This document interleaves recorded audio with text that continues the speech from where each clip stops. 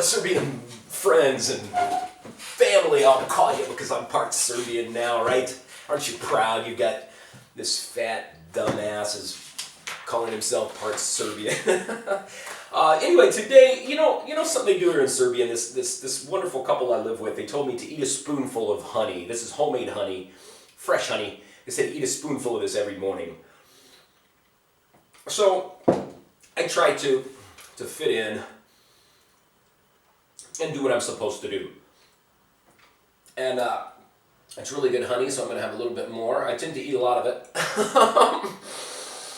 But it's good stuff, baby. Anyway, what I'm doing today, I've got a nice young lady, Elizabeth, in the United Kingdom. She was born in Switzerland, and she's interested in Serbia. And I told her that I would do a little video for her a long time ago, and I never did. Because I'm lazy, you know? Honey is really good. But Elizabeth, here we go. We're going to get started on this so we can answer your questions here. Dear Mr. Cather, wow, I like that. You should call me Gospodine.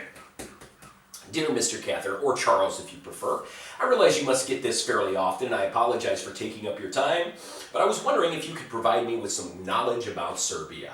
Wow, I'm honored, Elizabeth. Whoa, how much money should I take along with me? I live in the United Kingdom currently, though I'm Swiss by birth, so I have around 300 British pounds for a week. Would this be enough? Isn't it ironic, a Swiss asking advice about money? It is kind of ironic because Switzerland is the largest banking country on the planet. You know, a lot of Americans that want to dodge tax law and stuff open Swiss bank accounts, you know. So thanks for helping all the multi-billionaires in my country skip out on taxes, honey. Anyway, how much money should I take along with me? You know, you said 300 British pounds. 300 British pounds with the exchange rate today is $500 US, or $497 to be exact. That's a lot of money here, you know. As I stated before, you know, a lot of parts of Serbia, like South Serbia, has high unemployment, and a lot of the incomes down there are about 250 euros a month, if they're lucky. You know, my buddy's mom works at a restaurant and she makes 200 euros a month. She works every day, long hours, and it's horrible, you know. Here in Belgrade area, people make a lot more. For instance, an average, I've got a friend that teaches English, and he's a Serbian. He teaches English 6 days a week, a number of classes a day. He makes 500 euros a month here, which is okay, you know, in Belgrade. He lives with his family. He supports his family, actually. And so if you have $500 for 1 week, that's a lot of money here, you know, so you'll have an awesome, awesome time here. Just do not come here thinking in your head like I did that you can buy electronics, clothes, brand name stuff cheap, because you can't. It's more expensive here in Serbia, okay? So buy your Guess clothes and your Nike Air Jordans in England, because I'm sure it's cheaper, and your iPhone, you know. I don't even know if you can buy an iPhone here yet. They don't have an iPhone store currently. But that's it. I would say $500, you're going to have a nice time, okay? Also, where would you recommend that I stay? I know Belgrade is the capital, but there are many other beautiful places in Serbia, and I can't make up my mind where to visit. Niš, Zrenjanin, Novi Sad. You know what I can do for you, my dear? Me and 3 buddies, good friends of mine, we're in the heated processes of opening this tour company that's going to be, it's secret, so I can't divulge any more info. We've been trying this for a long time. We want to make it perfect and beautiful and outreach to foreigners. That's the key. And so I'm also helping this other company, or I told them I would, but I haven't really messed with it because I've been busy.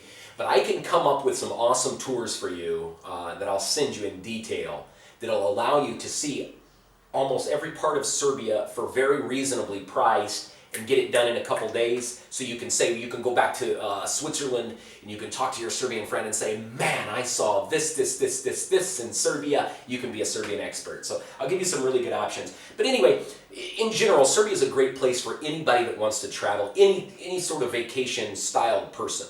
If you're aristocratic and all cultured and you enjoy wine and wine tasting and such, you can come to Serbia. There's a big It's a great place for things such as that. If you're into just party scene, it's the best party city, Belgrade here. Also, even other cities have beautiful little clubs. Even a lot of the smaller towns, or medium-sized towns and cities, those people will go to some of the villages. You'll go to some of these villages that are almost dead, but then on Friday and Saturday, all the city people go there to these clubs, so they're really popping, you know. It's got all these ancient monasteries all over the country. It's got untouched nature in the south. Northern part is called Vojvodina. And Vojvodina is all Austro-Hungarian architecture. It's broken into three different sections. I don't know what you call it. I do know, but I can't think right now. Srem, Bachka, and Banat. You'll be driving. You'll go into one little town. It'll be a Slovakian village, all Slovakian people almost. You go to the next one, it's all Hungarian. I mean, very, very diverse group of people, different cultures, different musics, different foods. Beautiful place. It's also the agricultural hub of Serbia. So it's beautiful, like in the fall, late summer, fall. You drive through all the sunflowers. They got fields and fields of sunflowers. Really pretty. Central Serbia is like Šumadija area. Is known for grapes. They're very popular growing grapes and raspberries over by Užice, Arilje, Požega. There's lots of raspberries, so in the fall, you got just tons of those raspberry fields on the hills. My favorite part of Serbia is South Serbia when it comes to views and things, because it's so untouched. You don't see many foreigners. You've got these massive rock cliffs. You've got, if you like to hike and camping, that's an awesome place. Some of those streams, you can drink out of the streams, are so clean. Over by Pirat, there's some beautiful little villages around Pirat. Down south by Vranje, and some of those are just gorgeous. So it's got a really, really good thing for almost everybody, So I'll send you some really good deals and give you an idea what some different tours that you could do, just to give you some ideas, because a lot of people don't even know what you could do here. Thirdly, would it be better to talk completely in English or use the Serbian that I acquire whilst there? I learned conversational Serbian from a Serbian friend of mine in Switzerland. Would they appreciate the effort, or would they be offended, as I know they are a proud nation of people? Serbians are a very proud nation of people, and they should be very, very proud. Serbians would be delighted and very honored and show you the utmost respect for you taking the attempt to speak their language. They love that. And, they are a nation that the whole world is kind of crapped on, unfortunately. And so you get a lot of that, really, that kind of chip on your shoulder. And I think I would too. And I'm kind of developing that myself, because I deal with Serbia. That's all I do. And so when I make videos, I get all these messages from people saying, Serbians, this. So I'm starting to develop that too, to get angry at some of these horrific and horrible things that people say, because I haven't experienced it. I've been here for a long time. They have done some crap, of course, who hasn't? But anyway, back to it. Serbians just want to be heard, They want their voice to be heard like everybody else, and they deserve that right. So when a foreigner like yourself comes here and you say, Hvala, Dobar dan, Drago mi je, izvinite, they love that, A good example, I went up to a Trafico one time, which is a little shop that you'll find on every corner to buy cigarettes, whatever, I went up there, there was a lady, a lady about my age, older I call her, because I'm old, and I'm depressed about that, but I went up to her and I said in English, I said, do you speak English? And she says, no, Serbian, blah, blah, blah. And I said, izvinite, gospođa. I said, ja sam Amerikanac, jako malo pričam srpski, molim vas, dajte mi dopuna, which means I'm sorry, I'm an American, I speak just a little bit of Serbian. Could you please give me some dopuna? She smiled so big. She was so happy. And then when I said the numbers, she asked me for the number that I wanted to buy credits for. I said 063 176 48, blah, blah. And she was just smiling. She was so happy. She was thrilled that I was attempting to speak her language, And it went from a grouchy old lady, or older lady, to happy, happy, happy, She told me I spoke good Serbian.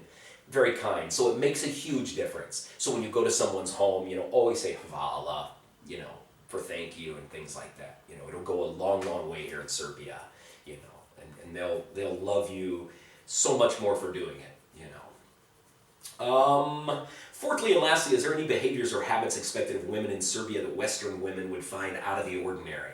I know that in some ways, Serbian society is more traditional.